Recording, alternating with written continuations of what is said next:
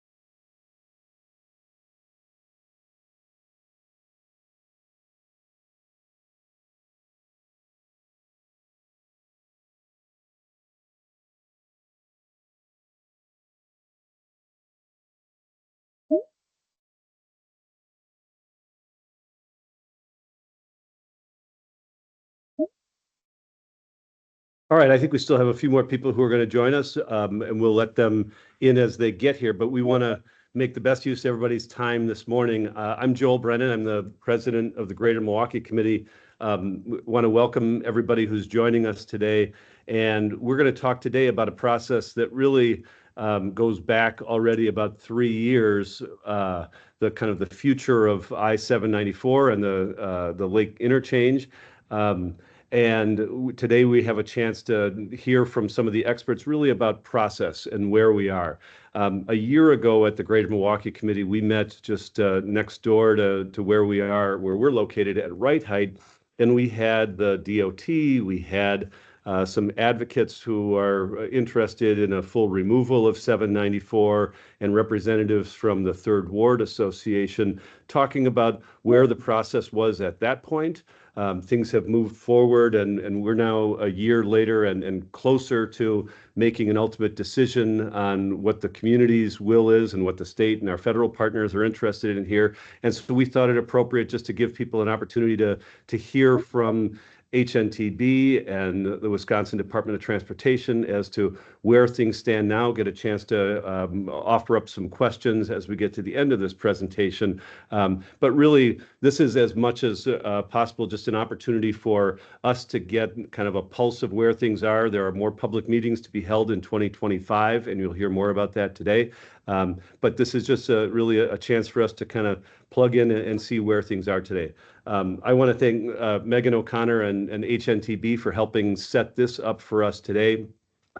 And the continued partnership with the Wisconsin Department of Transportation. Just speaking as a resident of the city and a resident of the community, I think the process to this point has been pretty transparent. It's been about communication, and this is just another step in ensuring that there's the right kind of input from the community as we move forward to make some of these really important decisions. The Lake Interchange, I think it's about 75,000 cars that are coming east on it every day, another 40,000 using the Bohen Bridge. And so this is an important transportation discussion for the Milwaukee community and all of southeastern Wisconsin. So with that, I'm going to turn it over to Jeff Bohen, who's the project manager for WisDOT, to get us going today, and we'll have some other presenters. So Jeff, I turn it over to you. Excellent.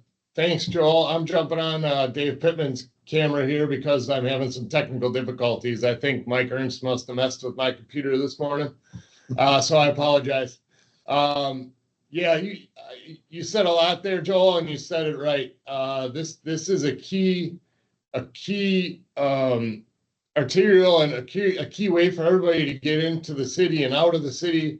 There's a lot of stuff happening in Milwaukee now and going to happen in the future. So we need to do this right. And that's what our team is dedicated to. Some of the things we want to talk about today, Megan, if you want to go to the next slide for me. Thank you. We want to give this group an overview. There is some overlap with folks on this call, perhaps with some other groups that have seen our presentation before, but there is some new information, and we want to get all that newest, greatest information out to you folks so we can have discussions. We want to talk about that overview as far as why are we doing the project, what needs to be done, what have we looked at, all that kind of stuff. We want to get into the process. What is WisDOT's process and what is that going to look like? How you folks can be inserted into that process with your feedback and discussions like today. We want to give you a preview of our alternatives. We've come a long way in the last 2 years with all kinds of refinements to those alternatives. So we'll give you a preview of the latest and greatest of where we're at and get your feedback on some of those issues. And then we'll get into what's next. Where are we headed? We've got some public outreach coming up this summer. We've got some decisions that need to be made, things like that. So we'll get into what's next and what's coming down the pipe. And then we've saved some time at the end for some Q&A. So I know that there's a lot of interest from this group on what's going on. I would ask that we keep our questions during the presentation to a minimum, just so we can get through all the slides. We will save again some time at the end for Q&A. And hopefully, during the presentation, maybe we answer some of the questions you've got as we go through. So again, Joel, thank you very much and Deshaun for putting this together, and Megan, of course. We are excited. We want to get out in front of you folks and get you the latest information and what's correct, so that you have that information and can make decisions as well as we can. So with that, I'm going to turn it over to Dave Pittman, and he's going to kick us off with the presentation. Thank you. Sure. Thanks a lot, Jeff. Yeah, so my name is Dave Pittman. I'm the WisDOT project manager for the Lake Interchange Study, and I'll be going through a quick study overview here just to kind of kick off the presentation. So the overview of this is that WisDOT is conducting this Lake Interchange Study in partnership with the U.S. Federal Highway Administration, FHWA. We're also doing this in close coordination with the city of Milwaukee and Milwaukee County. We meet with them regularly. They've been a great partner for us in making decisions on the future of this corridor here. So that's been a great partnership. So the study corridor itself, it runs from the Marquette Interchange around to the main span of the Bohen. So might be, some of you folks might have seen some of these earlier presentations. And our study footprint has expanded a little bit down to the Marquette. That was based on some of the analysis and some feedback we got when we presented some of those early alternatives. And we really noticed that we had to take a much broader look at this and reach out a little bit further towards the Marquette and look at this more holistically. So what this represents is about 1.5 miles of interstate. Again, as Jeff mentioned, it's a major link connecting downtown to historic Third Ward, Port Milwaukee. There's a lot of stuff going on here, as you guys are all well aware.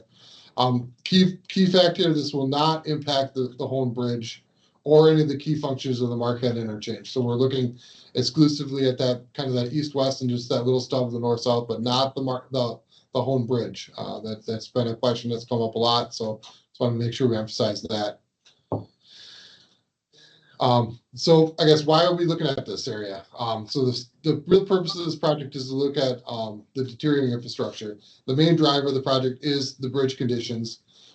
There are 28 bridge units within the core of the interchange that are coming to the end of their service life. They're safe to drive on. They're inspected, and they're still in a condition where people can travel on them. But now is the time that we need to start looking at these and determining what the future of this looks like. So when we start taking a look at it, we say this is an opportunity for us to maybe take a look at how this is functioning and how maybe we can better address some of the stuff that's going on down here. So when we're looking at that, we're looking at roadway deficiencies and geometric deficiencies. Kind of where this roadway isn't meeting the standards that we're currently looking at. That leads into some of the safety conditions, making sure we're creating a safe roadway for the traveling public. We also want to look at this in a more holistic standpoint. So while the freeway itself carries truck and vehicle traffic. We understand that this is in a downtown area, so there's a lot of different usages of this corridor. So we want to look at bike and ped accommodations, make sure that this isn't just for cars and bikes, or cars and trucks, but bikes, peds, transit, all that stuff is kind of, we're taking a look at that and making sure we're addressing that as well. But as I mentioned, cars and trucks do use this. So we want to look at this from a system linkages standpoint. What that means is, how does this interact with the rest of the freeway network and the rest of the roadway network, to make sure we're making, keeping that kind of top of mind. We also want to look at land use and community kind of compatibility. Again, downtown area, Third Ward, Lakefront. How does this corridor interact with the rest of those areas? And how does it match with the local plans and development that the city and the county have as well? So that's kind of where we're kind of why we're out here. A little bit of history right now. I'm sure everyone's thinking, you guys have been out here a lot, and this is definitely a key corridor. So going back here, obviously we did the Marquette interchange in the early 2000s, and when we did that, we took the Lake Interchange proper out of the Marquette interchange as a whole, in order to reduce costs. And then from 2013 to 2015, we did the Hone Bridge main span project, where we put a new deck on, did painting, and we did some rehabilitation in the Lake Interchange itself, but that was just some overlays and whatnot. So really not fully addressing the interchange itself. At that same time frame, we also did the Lakefront Gateway project, which realigned the ramps to and from Lincoln Memorial Drive to try to open up that parcel at the corner of Lincoln Memorial Drive and Clybourne.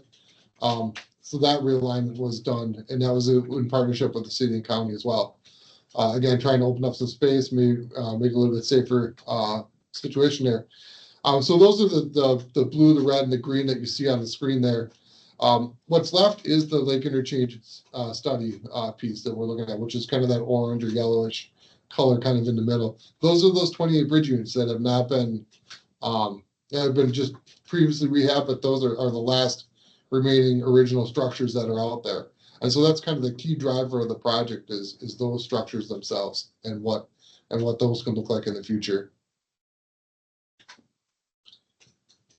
So with that, so how are we going to get to what that looks like in the future? So I'll turn it over to Carolyn, and she'll talk about the study process and what we're going to be doing to kind of to make that determination. Okay, thanks, Dave. I'm Carolyn Seba with HNTB. I'm the consultant planning lead for this project. And I'm going to talk a bit about our process that we're using to go through the study. This is our process chart. So back in 2022, we launched the study, and at that time, we engaged with stakeholders to really go through a process of identifying the priorities and needs of this corridor. And that led to the development of what we call our purpose and need statement for the project. Utilizing that input and the needs for the project, we developed a whole large range of concepts. So throughout the concept development process, we developed those concepts, we evaluated them, we held some public meetings in August of 23 to present those concepts and to obtain public feedback on those concepts. And we also engaged with stakeholders and our stakeholder advisory committees during that time period as well. So through that process, we have narrowed the range of concepts that would advance to what we're currently in, which is what we call our alternative definition phase. So we took the concepts that had best met the purpose and need or had the greatest likelihood of for feasibility. And we've been working over the last year and a half on really defining those alternatives, doing preliminary analysis on those. And today you'll be able to get a sneak peek of what we've been working on. We do intend to hold a public meeting during this alternative definition phase a little bit later this year, where we'll give the public and all our stakeholders a chance to see the refined alternatives. But we do have alternatives in each one of the buckets that we've been talking about. So after this alternative definition phase, the the next part of the study would be our environmental review. So WisDOT and FHWA have decided that this project will be an environmental impact statement. And as part of that, we will evaluate the no-build, replacing kind, freeway improvement, and freeway removal alternatives. So we will take those alternatives through the environmental impact statement. And there'll be additional public meetings and stakeholder engagement throughout that environmental review. We've already conducted many studies on the alternatives, but there's additional work that we still need to do through that environmental review process. And it really will be towards the end of that environmental review process where a decision is made for the selection of the alternative. Final design and construction is not yet approved or funded for this corridor yet. Approval would be dependent upon completion of the environmental review, but funding also needs to be identified and approved for this corridor.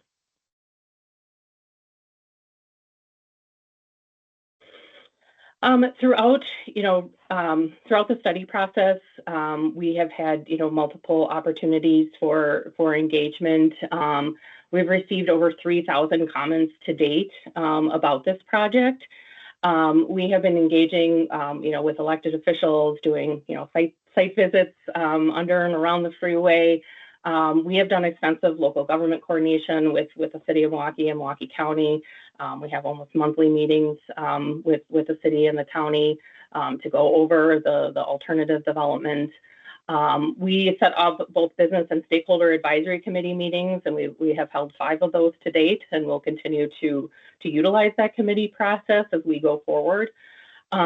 We have held over 90 stakeholder meetings, so meeting with stakeholders that are close to the corridor, but also stakeholders that are farther away too, because this project has some regional implications. And as I mentioned, we held those public meetings in August of 23, and there will be more to come. I think it's a great reminder to look back at what we've heard to date, and I think it's really important because as you get your preview of some of the alternatives, you really see how we have listened to what the public is saying in terms of the needs and priorities for this project and incorporated those elements into our alternatives. So during our last public meeting process, we did a survey and we asked people what are the top opportunities to improve the Lake Interchange. And so, some of the key things that people identified were decreasing the freeway footprint, redesigning the ramps where they meet with the local street system to reduce the potential for speeding, and working on the design deficiencies that the current facility currently has. And in terms of top opportunities to improve the local street system, some of the things that people highlight as important was the bicycle and pedestrian accommodations. That has been a very common and frequent theme that we hear is that bicycle and pedestrian improvements are needed in this corridor. We also heard about wanting, better activation of the lands as well as reconnection of the local street grid. We also asked respondents to weigh in on some of the concepts that we presented and, in particularly related to access and access consolidation.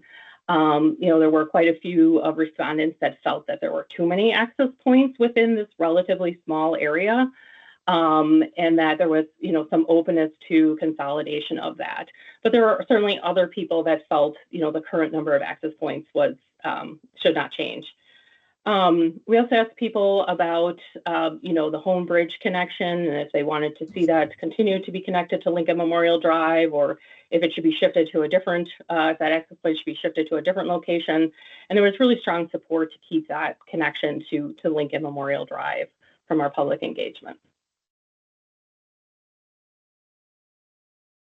We asked some specific questions about the local street network connectivity, and really strong support for looking at reconfiguration of the Clybourne Street and Lincoln Memorial Drive intersection. When we first started this study, that was one of the first things that we heard a lot about from stakeholders. was that intersection is very large and confusing, and it can be difficult for pedestrian access. And it's right at a key intersection, right at our lakefront. So that's been a very common theme that we have heard throughout this process. Turning Clybourne Street, which is currently a one-way for a portion, into a full two-way street, all the way from Lincoln Memorial Drive to Water Street. That's another common theme that we've been hearing.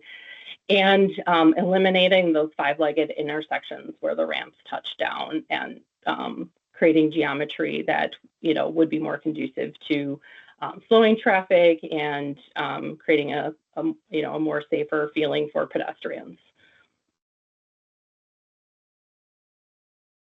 So, I'm just reminding people of what we've heard to date, because we, have utilized this information to, develop our concepts, and we're carrying that forward as we refine our alternatives.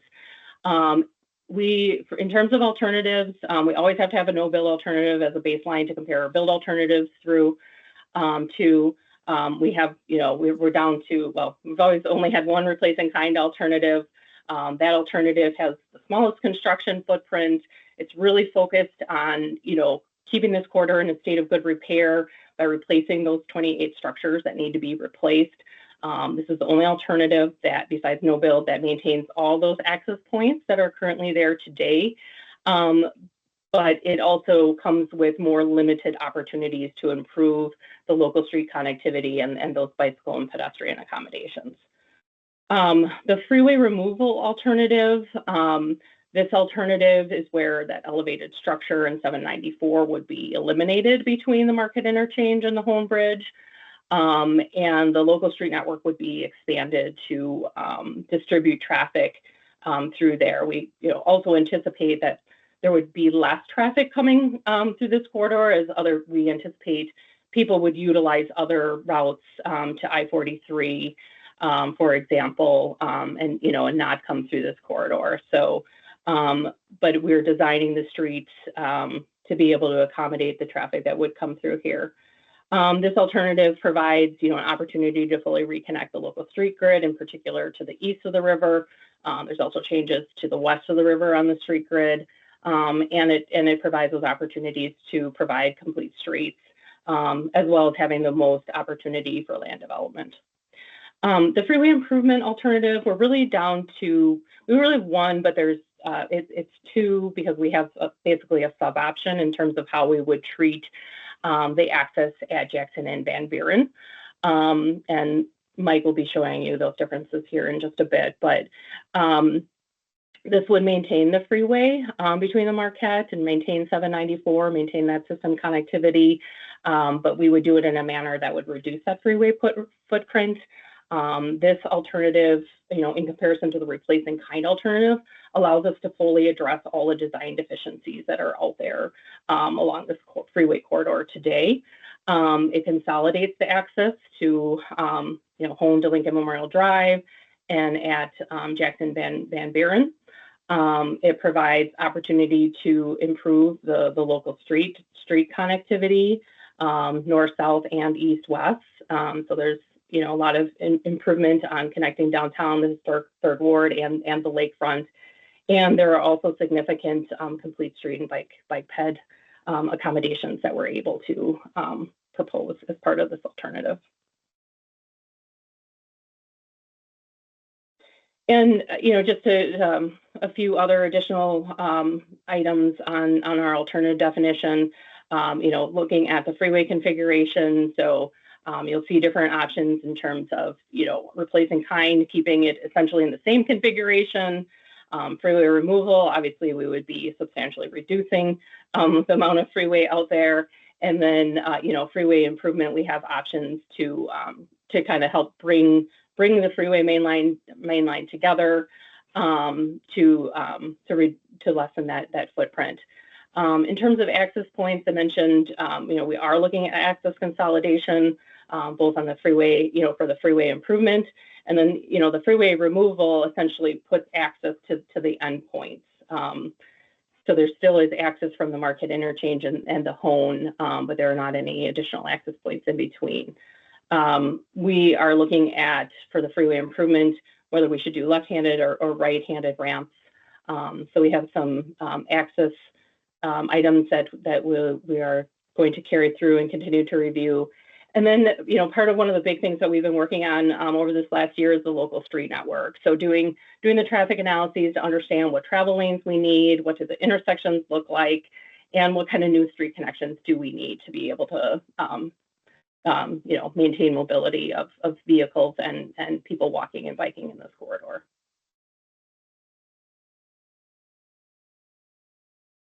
As I mentioned, we've been working very closely with the city of Milwaukee and Milwaukee County, and coming up and defining what the bicycle priority network would be for this corridor has been a very important part of that coordination. We've been working with them to understand their local plans, understand what known projects are out there, and what existing bicycle connections are, so that we could propose bicycle improvements that would, not only provide continuous bicycle accommodations throughout the corridor, but also connect to the city and the county's facilities. We are proposing sidewalk level separated bike lane, cycle track, or off-street trails as part of this project. In terms of pedestrians, we have been able to eliminate the 5-legged intersections under the freeway improvement alternative. We've also looked to widen sidewalks and make them standard. So typically we're able to accommodate at least 15-foot sidewalks. In some cases, the sidewalks can even be up to 20 feet. We're looking at, where curb extensions could be possible, and as well as those marked crosswalks. So both the improvement and the removal alternatives are proposing some fairly substantial bike and pedestrian accommodations. Land use and community compatibility has also been a large part of this study, given the downtown and urban location that this corridor is in. Our alternatives are really looking at ways to reduce that freeway footprint and improvements to connectivity, so that this corridor can better fit within the downtown and Third Ward and Lakefront environment. We are looking at how the alternatives, how compatible they are with local and regional plans. This is kind of an unusual case where we may have the potential for excess right-of-way under both the improvement and removal scenarios. So we have been looking at that, and working with the city of Milwaukee to understand sort of the minimum development requirements, so that we can identify those parcels that could potentially be developed, but also looking at spaces that might become viable. Even if we do keep the freeway, there are more spaces that would be more viable for activation under the freeway improvement than what they are today. And with that, I'll turn it over to Mike to get into a few more details. Good morning, everybody. I am Mike Ernst. As Jeff alluded to, I'm notorious for technical challenges, so hopefully the rest of the presentation goes off without a hitch. I'm going to piggyback a lot on what Dave and Carolyn already mentioned. I'm hopefully paint a picture to help you start to shape and understand what some of these alternatives are starting to look like.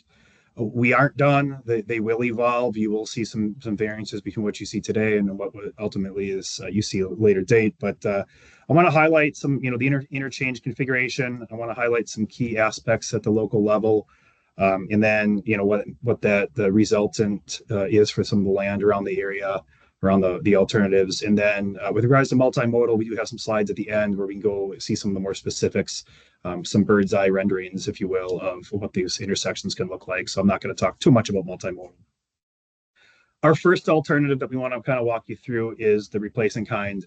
I'm going to start by just kind of letting you understand what's on the screen here. So if we look at the left-hand side of the screen, there's some black dashed lines. Those dashed lines are really meant to represent existing infrastructure that's in place that's not part of this alternative. So that would remain in place, not impacted by the alternative. Staying that's elevated today, staying with the elevated infrastructure, that light gray shaded area you see, that is the infrastructure that's part of this alternative that we're proposing to reconstruct. So in the replace in kind, that is the 28 bridges that Dave mentioned that are really driving the need for the project. Going to the street level, there's some darker gray infrastructure That is at grade or surface level infrastructure that we're going to reconstruct as the project. And then there's a few different patterns of shading here. The purple shading that you see between that elevated infrastructure and that at grade infrastructure, that's really meant to show where that grade separation is taking place. There'd be retaining walls in place. These are physical obstructions that we want to be aware of when we're talking about community connectivity, activation of spaces, things like that. So that's the purple shading. The red shading, that's that developable land that has been mentioned a couple times today. In this case, in the replacing kind, that's that 815 Clybourne parcel created with the Lakefront Gateway project. It's currently off the market until we determine what this project's going to look like. But the Department of Transportation anticipates seeing that come back to the market at a later date. And then we've got some green shading. That's area that's occupied by infrastructure and doesn't necessarily meet developable standards. So that's the activatable area again. And then there's some yellow shading that is a footprint that falls within that lake bed line that was established that we can't use for any sort of anything other than a public use. So on this alternative here, again, it's focusing primarily on the 28 bridges that need to be replaced. It would maintain the interstate interchange designation. We're able to address some of the substandard features that are out here today. We're not able to address all of them because of the limited footprint, but we are able to get to some of them. Access in and out of the city, this is the only alternative we're going to show you here today that maintains all of the existing 8 access points that are there between the Milwaukee River and the Bohen Bridge. So that does somewhat limit our opportunities for enhancements, but it does maintain access similar to today. We are looking to make minor improvements again to some of the geometric and some of the multimodal things out here. And then from a land use perspective, because we're not making major changes with the infrastructure out here, we're not looking at introducing any new lands for potential use changes with this alternative. The next alternative is the freeway removal alternative. So you'll notice that the limits of this are a little bit bigger. That's kind of been discussed in the past. But this, from a total inventory perspective, we are anticipating 55 plus minus bridges impacted with this alternative, existing bridges. That is, it doesn't impact the core function of the Marquette or the Bohen, like Dave mentioned. And the connection between the Bohen and the Marquette, though, would be a surface street network. So it would no longer be an interstate highway. It would be replaced with the surface street network. The substandard design features that would be mentioned, they're largely removed with this alternative. So we are able to address all of those. It is important to note that because of the access changes, we are expecting a little bit more diversion under this alternative due to the changes in access and also due to the capacity of the infrastructure that would replace the interstate today. To kind of walk you through access, if I start at the west end or the left side of the page, I-94, as it progresses through the Marquette Interchange, would create Clybourne and create that new boulevard at about 6th Street. That would continue from west to east through the project corridor. I-43 traffic that comes through the Marquette Interchange would stay elevated through that western end of the project, and it would connect down to the surface street network about 2nd Street. The purpose of isolating 94 traffic and 43 traffic is just so that we can enter and exit them at different points in the city, kind of throttle the traffic, if you will, so that we're not overwhelming one location that would require larger intersections and just make it less friendly for the downtown environment. As we continue to progress from the west to the east and we turn around towards the Bohen Bridge, access to and from the existing Bohen Bridge or what was 794, that would be accomplished through Lincoln Memorial Drive under this alternative. Some highlights at the local street level, if we go back to the west where I-43 kind of comes over the downtown area and makes that connection down at 2nd Street, we'd be making that elevation change, around 3rd Street. So 3rd Street does connect between St. Paul and Clybourne today. We would need to dead end 3rd Street in order to make that grade separation work at that location. That's the local access drawback, I guess, with this alternative, because east of the river, Jefferson Street is able to get punched through. That, of course, does not connect between Clybourne and St. Paul today. We are able to make that connection work. And then St. Paul, as we go from west to east, we are proposing to connect St. Paul over to Lincoln Memorial Drive. So that's another surface street connection. One of the highlights with this alternative is we've got a lot of feedback about how the existing Lincoln Memorial Drive at Clybourne works. Under this alternative, as well as the freeway improvement alternative, we're able to make some pretty dramatic improvements to that intersection, mainly because we're isolating traffic that today is on Lake Memorial Drive, either to get to one of the freeway access locations or to get to the third ward. But in this alternative, as we already mentioned, access to 794 is via Lincoln Memorial Drive, and you'll see to the west of that, we've got a new Cass Street. So that new Cass Street is connecting that traffic to the third ward at a different location than it is today. We're able to separate that traffic and kind of reduce the overall intersection sizes. From a land use perspective, we are anticipating somewhere in the ballpark of 15 acres under this alternative, and under that red shade. Again, that's meeting the minimum development standards that we discussed with the city of Milwaukee. There's an additional 8 acres that's shown in the green shading or yellow shading that could be available for potential potential activation uses. One highlight that we get a lot of questions on this alternative is related to the existing crossing of the Milwaukee River. Today, 794 is elevated over the Milwaukee River. Of course, that elevated infrastructure is not there any longer with the free removal. On the next slide, you kind of will get a couple of highlights that kind of shape this. A couple notes of the Milwaukee River and its relationship to the infrastructure in this area is it is a federal waterway. So we don't necessarily have the authority to make changes to the navigability of that facility. That would require others Congress to act to give us the authority to change that. So we are assuming that navigability has to be maintained, and there's 2,000 plus openings every year at the existing Clybourne crossing to the Milwaukee River. So it's a volume that we need to be conscious of, we need to address. So we looked at alternatives that would have a fixed bridge in place that wouldn't require the same number of openings or reduction in the number of openings. And I guess that the message for you all here today is that in order to get a bridge elevated to the level we would need to over the Milwaukee River, we would have to extend that out east and west to get up and over. What results in is some connectivity of the north-south connections at Plankton and Water Street primarily. So the alternative is moving forward, assuming that there will be a new movable bridge in place on Clybourne Street or the Milwaukee River. And we are currently working on what that would do to traffic, and that will be shared at a later date. As Carolyn mentioned, there is 2 freeway improvement alternatives. I'll talk a lot on this one and then briefly kind of hit on the next one. The major difference really is what Carolyn mentioned. It's the access on and off the freeway. In this alternative here, you can see access to Jackson Van Buren is via left-hand entrance ramps to and from I-794. That's similar to today. Generally speaking, we don't reconstruct alternatives or interstate projects with left-hand entrance and exit ramps. We generally like to see that turbulence and that speed change happening on the right. There is some unique circumstances in this area that warrant a further investigation of this. So this is definitely a major alternative that we're still looking at. That's really the major difference between these 2 alternatives. The rest is pretty similar.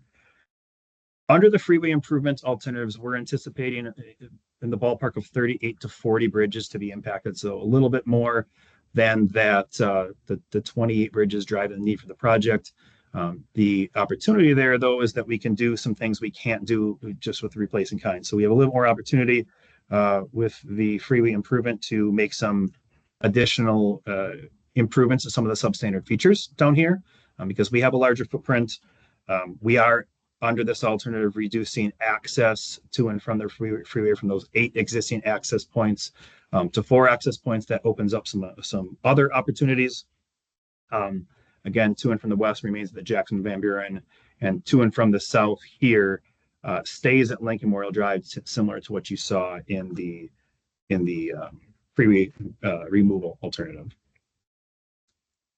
Some highlights at the local street level. So if we go back, and I don't mean to jump around on you, I'm trying to get a lot of material covered in a relatively short time frame here. We could talk for hours on this. The connection to and from 794 at Jackson and Van Buren, you will see that there's a new road connecting between Van Buren and Lincoln Memorial Drive. Right now, we're calling this the connector road, and it's got two main purposes. The first purpose is to provide a secondary route for a large volume of traffic that wants to go north on Lincoln Memorial Drive. It's either coming or going from places north of that Lincoln Memorial Drive and Clybourne intersection. So if we didn't have a more direct route via the connector road, we would be forcing more turning movements on and off to get on and off the freeway to get to those destinations. That results in larger overall intersections.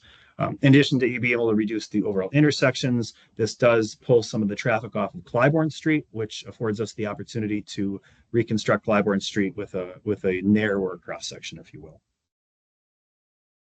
Under the freeway improvement alternative, Clybourne Street would be extended as a bidirectional facility. So today, the bidirectional nature ends at Van Buren Street. We would extend that further to the west. We would do that because we are removing some of those access points and we're trying to give traffic more opportunities, redundant opportunities to get back to those consolidated access points.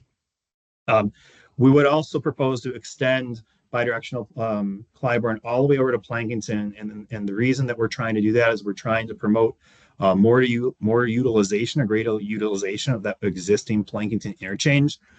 We talked about the diversion under the freeway removal. There is diversion under the freeway improvement as well because of the reduction in access points.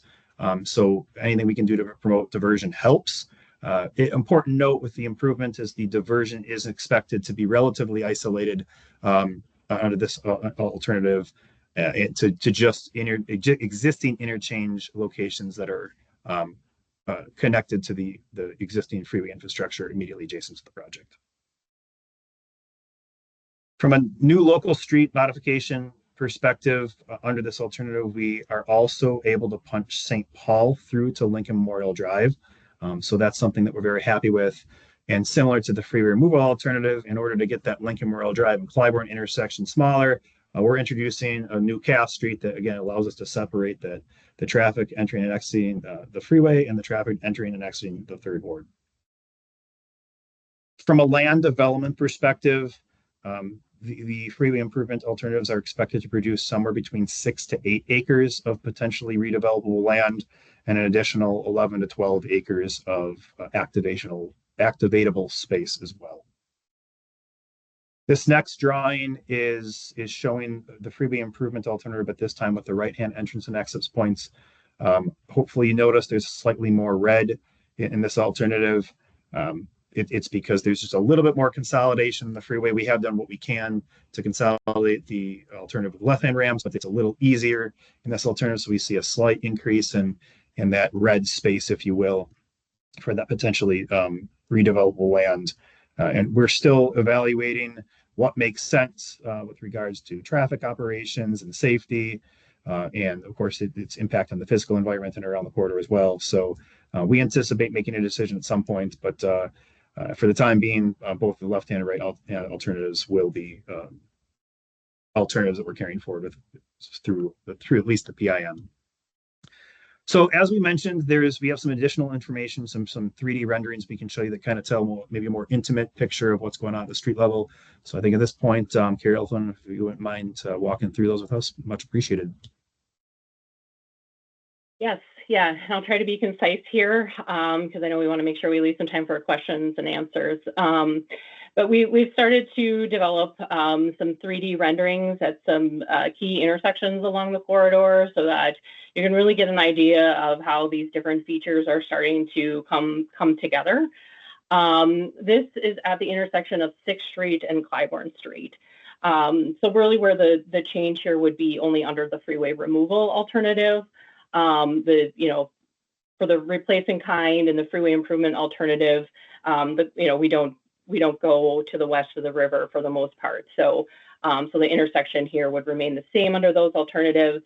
Under the freeway removal alternative, you can see there's still the ramp, the elevated infrastructure that's providing the access from I-43 to 2nd Street.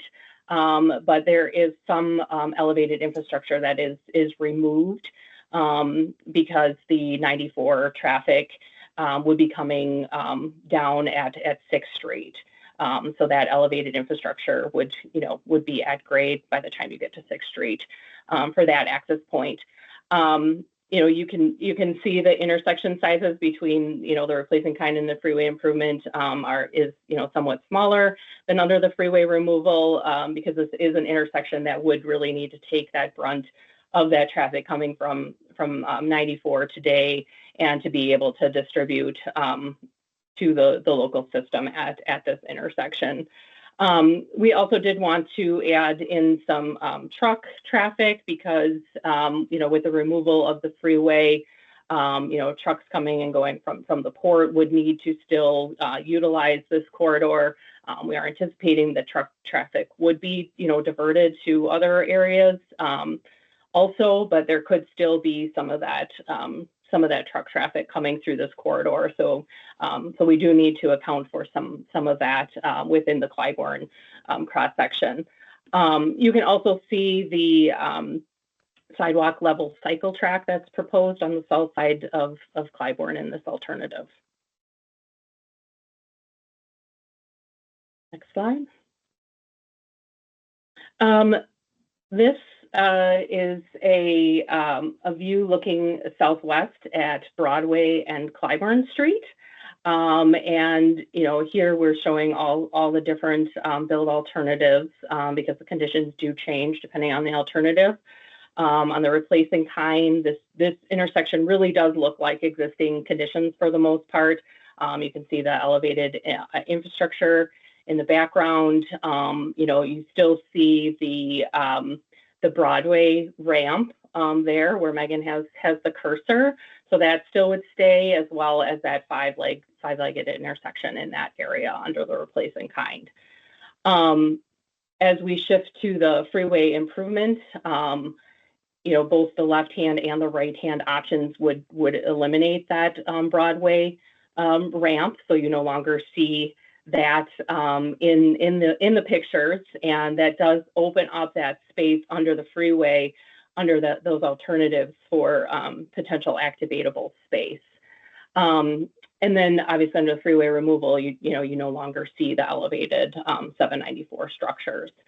Under the removal as well as the improvement, you can see that the cycle track proposed along the south side of Clybourne in these pictures as well. And also, to note that the streetcar alignment is accommodated and does not change under any of the alternatives here.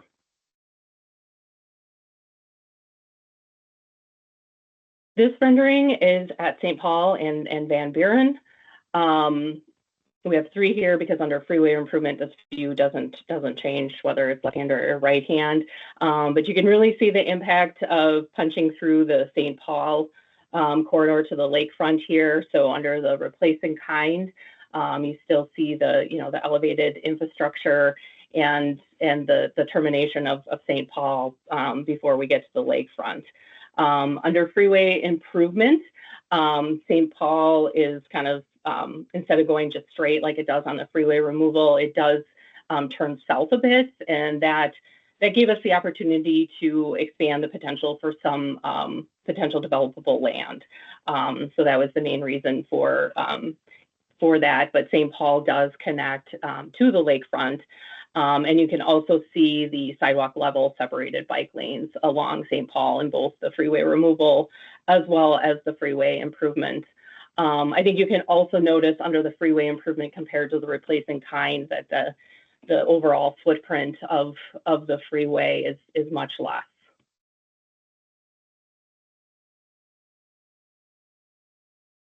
And Clybourne Street and Lincoln Memorial Drive, as we mentioned, this has been an intersection that the public has raised some concerns about in its current configuration, being confusing and large and not always very friendly to pedestrians.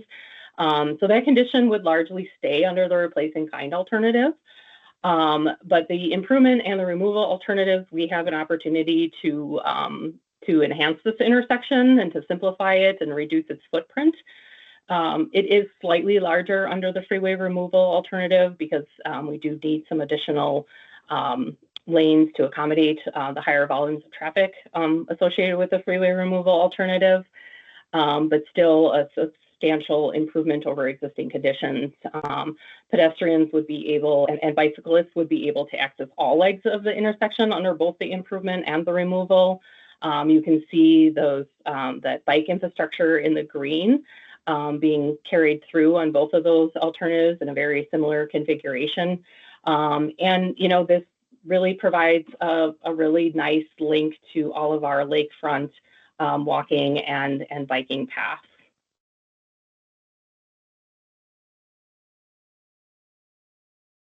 And with that, Dave, do you want to finalize? Yeah, absolutely. Yeah, thanks a lot, Carolyn and Mike, for going over that stuff.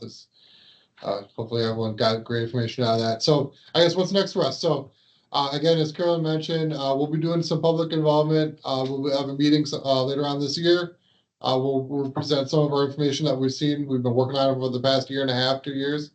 We're going to start initiating this environmental impact statement process. So there's a lot of steps we have to do to get that initiated, and we're working on those right now to get kind of underneath what we call the NEPA, or National Environmental Policy Act umbrella, if you will. We'll continue to analyze these alternatives, and we'll continue to refine them, and we'll do all that before we make any decisions. No decisions have been made right now in terms of each one of the concept groups. And as we go, we're going to continue to reach out to stakeholders, local government entities. Joel, at the beginning, you mentioned how you thought this process was really transparent, and we really appreciate that. We've been trying to be really transparent here, and we're going to continue to do that as we move through the study here. So those are things we're working on for now. So I guess with that, we'll open it up to questions. My info's right there, along with my supervisor. So I guess, yeah, we can open it up to questions now, if anyone has any.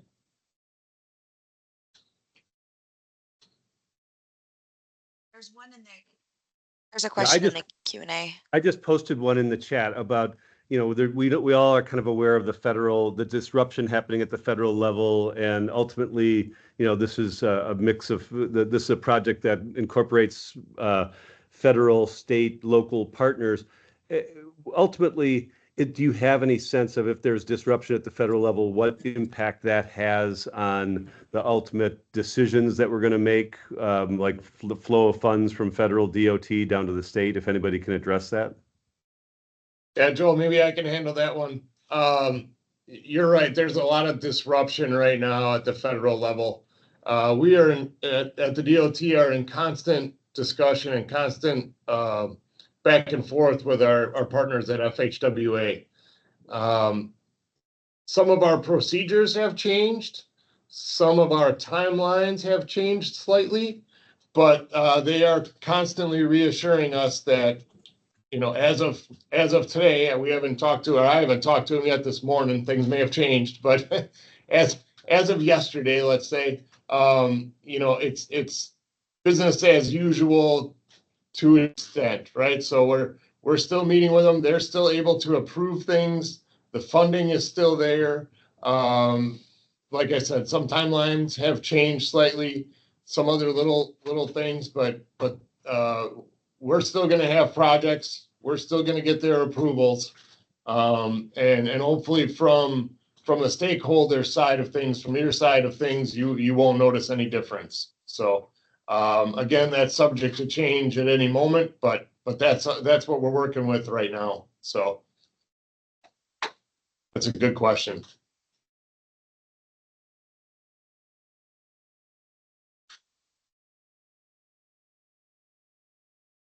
Any other questions or comments?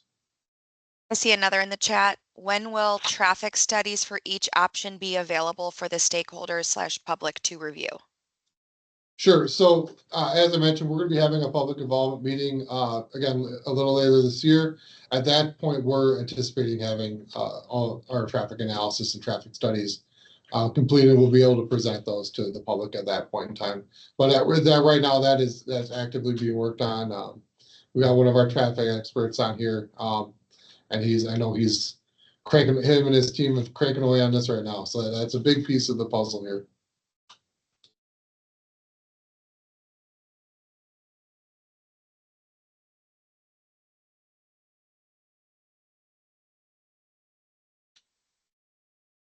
I see no more Anything else? questions. Hey, Joel, maybe I'll just add, last time we met with you, you guys talked about the plaza, your project at the plaza. I know that north leg of the intersection at Lincoln Memorial and Clybourne is important to you folks. I'm not going to ask Megan to go back, but if you took a look at some of our renderings and what we talked about today, for the most part, that north leg of Lincoln Memorial and Clybourne intersection remains the same as what it is today. So I sensed in our last meeting, that's very important to you folks with the plans you already have in place. So I just wanted to bring that up that, we're not planning any major changes on that leg of the intersection. So south side, we are, in different scenarios, but I just wanted to bring that up so you folks weren't worried about, your current plans and having to make a bunch of changes or how that would impact you guys. So. I see another There- question. Yeah, there are a few more questions that have been added now. Do Heather, you have wanna just address those? summaries? Yep, yeah. Do you have summaries and images we can share with our constituents for consistency in messaging? Yeah, so all the overview information that we currently have publicly available is out on our website, which is 794 Lake Interchange .wisconsindot.gov. And the previews that we've shown today of the alternatives, they're really a draft work in progress of what we're working on right now. We're still working on refining those, and they'll be shared at the next public meeting again later on this year. I see Megan working away over there. Megan, are you working on putting a link in the chat, or could we get a link in the chat? Okay, Yeah, I can put a link in the chat. thanks. Another question is, what's the completion timeline on each option? Are the development options for housing, private or public space? So are you talking about the developable land? If we're talking about that, that's obviously, this is land that would be opened up for potential sellback of this right of way that's currently DOT property. We wouldn't sell that property until after the project is completed through construction, obviously, because we would need that for, obviously, there's infrastructure on some of that now. We would need that for construction staging and everything else. So we just want to make sure we're keeping that, so we don't have to impact any properties that are built in the meantime, right? And then after that, the DOT we don't do development. So we would sell that to any entities if, any land that we deem is surplus. There's a process to that is very long. And that I'm not very up on, I'll say.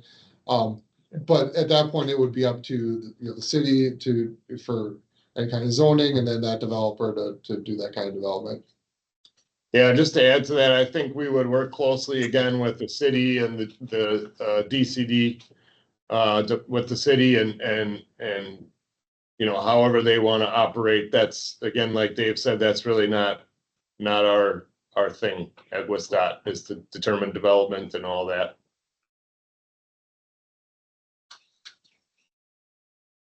Great. Well, I think we probably have come to the end. It's about 10 o'clock here. I want to express appreciation to our partners at WisDOT and HNTB for continuing to kind of keep us abreast of this. There will continue to be conversations. A number of the participants here are active stakeholders on the lakefront, and that is one of the destinations that is clearly important to the community and important in this process, but also just people who are engaged stakeholders in what happens in southeastern Wisconsin and the city of Milwaukee. And so we appreciate you continuing to kind of keep us updated and let us know about process.